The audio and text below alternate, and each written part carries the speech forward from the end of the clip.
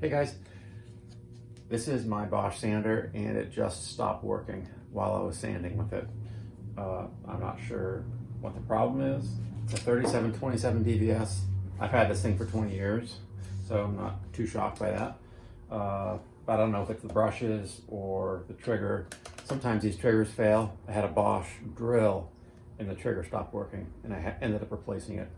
So let's open it up and find out what the problem is.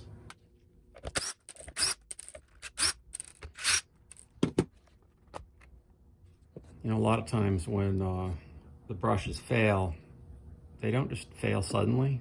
It's kind of something that slowly happens. And that's not what happened here. So I kind of don't think it's the brushes. It could be this variable speed thing here, maybe. I don't know, it sounds like the switch is working. You know what I might do is just bypass this and give power to these things and see if it works and see if this is the problem. Oh, okay. So take a look at this. So this is all brown. That's not a good sign. So something got really hot. That's kind of interesting that it got really hot right there. Makes me think that there was a loose connection like originally, or whatever, all the vibration made it kind of shake loose. If you have a loose connection, this is what sometimes happens.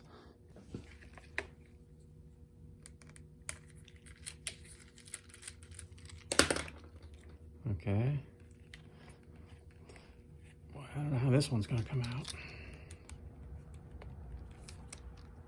I'm gonna have to cut this thing. Jeez, it's totally melted.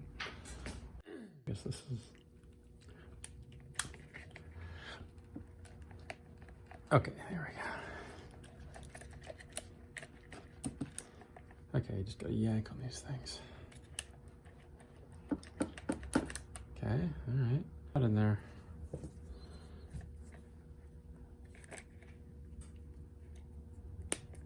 All right, I cracked this thing open.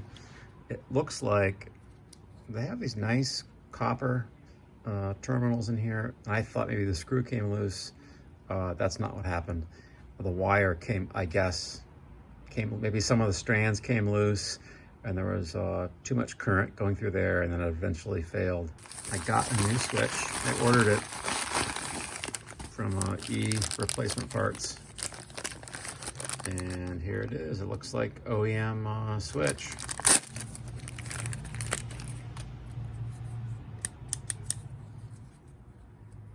Yeah, it looks like the same thing.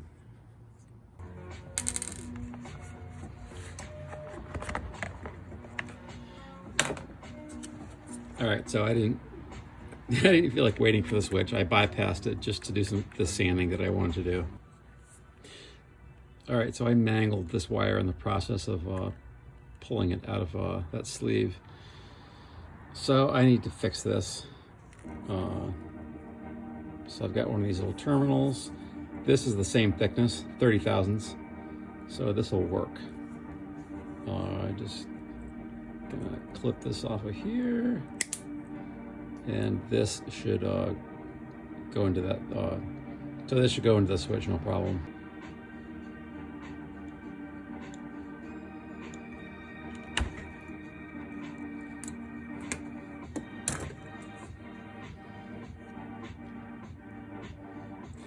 All right, I'm gonna solder this thing on here because I don't really want any problems with this thing failing.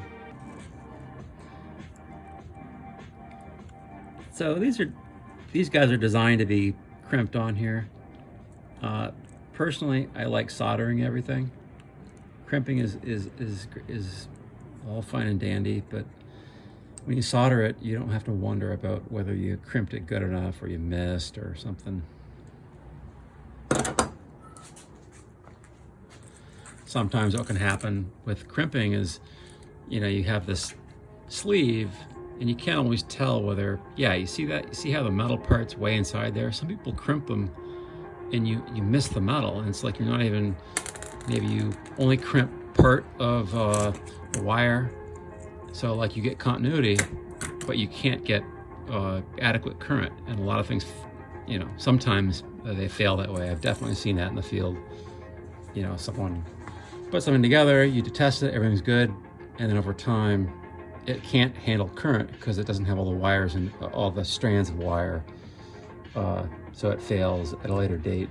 So anyway, that's one reason I don't like just crimping.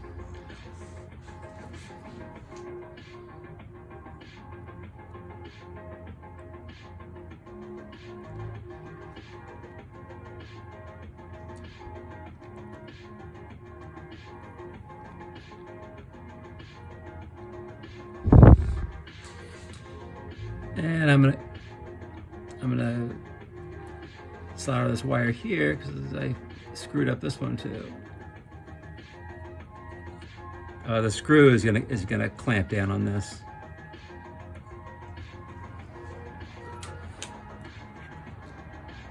All right. Yeah, so that way now when the screw clamps down on this, it's not gonna squish the wires and screw it up.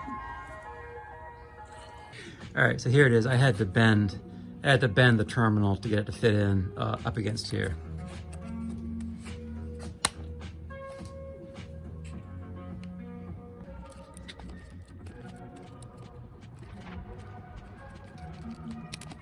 Okay, that's in there nice and snug.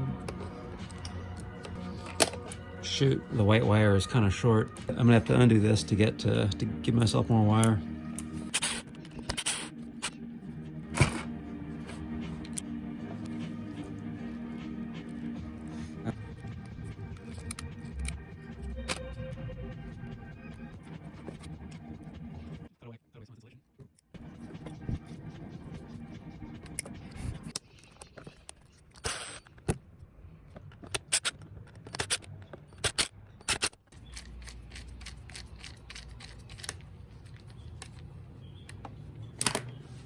Okay, so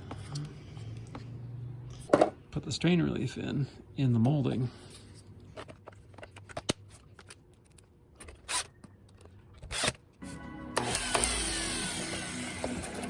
All right, I'm glad I got that done. I'm glad I investigated it and found the cause of the problem instead of buying a new one. This is the drill I was talking about. This is the one, I got this when I was 16 years old. That's how long I've had this thing. I've taken this thing apart a few times. I replaced the chuck. It came with a 3/8 chuck. I don't know why anybody would want a 3/8 chuck.